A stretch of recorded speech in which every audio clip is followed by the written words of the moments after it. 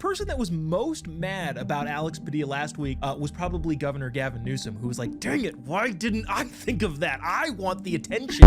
I say this sort of thing a lot of times, and it's fun to hear someone else echo my sentiments of living in this godforsaken hellhole that is an example of what you shouldn't do in the red state that you live in.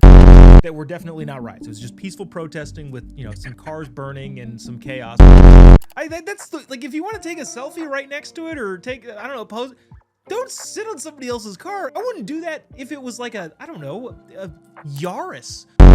As a black woman myself, which again, I don't know if anybody knew this. I do identify that as a black woman, at least for the times in which somebody is going to pay me $300,000. Administration stopped any new applications for student visas into the United States. Now they are looking to restart that process with a small kind of contingency there, saying, hey, we're going to start looking at people who are applying to come into the United States social media accounts.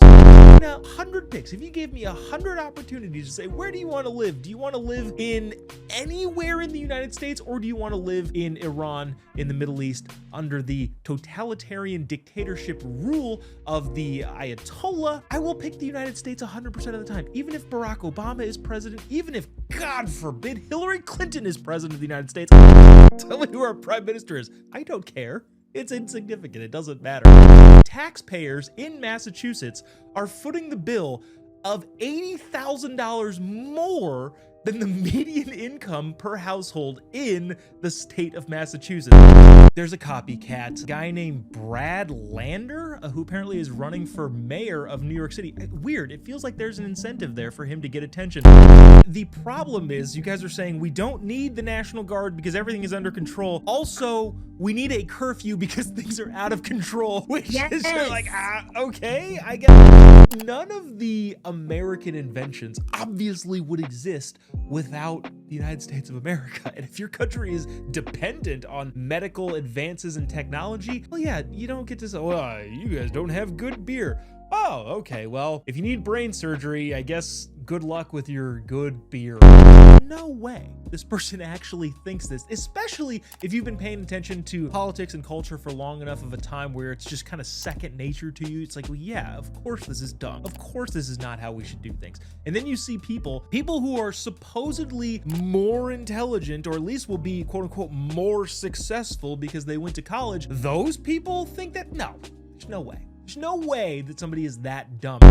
There was this hilarious video that I feel like is funny, but it also kind of sheds light on the mentality or the mindset that way too many Americans have in terms of their relationship with other countries and international affairs, in terms of how people look at the general populace, especially those kids on those college campuses that Charlie decimates constantly. This lady had to apologize to Charlie Kirk. In various parts of Los Angeles, they are now protesting the hotels that federal employees, ICE agents or National Guard were at. I don't know. At a certain point, I'm starting to think, one, obviously we think what they're doing is ridiculous, but do these people have jobs? The mayor of Pasadena was also protesting outside of a hotel with them. Morgan McMichael, what do you think? Are we getting these people? I can't get through the whole thing. Energizer Bunny on crack, okay? The first thing that you should know is respect the laws and the culture of the place that you are. America is the best culture, in my opinion, and it's also just correct. I feel like a bunch of the libs, and continuing to do so, just laughing, oh, self-deporting. Who would self-deport? But yeah, if the jobs dry up and there's no reason or incentive for you to stay in this country, you actually might leave, especially if you're getting $1,000 from the government. More than a third of parents, 39% of parents who gave their kids a smartphone preferred to have waited but felt social pressure to do otherwise and give their kids a smartphone. Half of kids under the age of 18 started using Instagram and TikTok at the age of 13. I feel that way in California. I exist in the state of California to be an example for the rest of the country of what not to do. The people of Portland are the reason you have warning labels on don't eat this dish. Unemployment rate for college grads, according to the New York Post, was 2.7 for 22 to 27 years old. It's now jumped to 5.8%, according to the New York Federal Reserve. Why is that? Why is it that college grads are having a difficult time finding jobs in the workforce?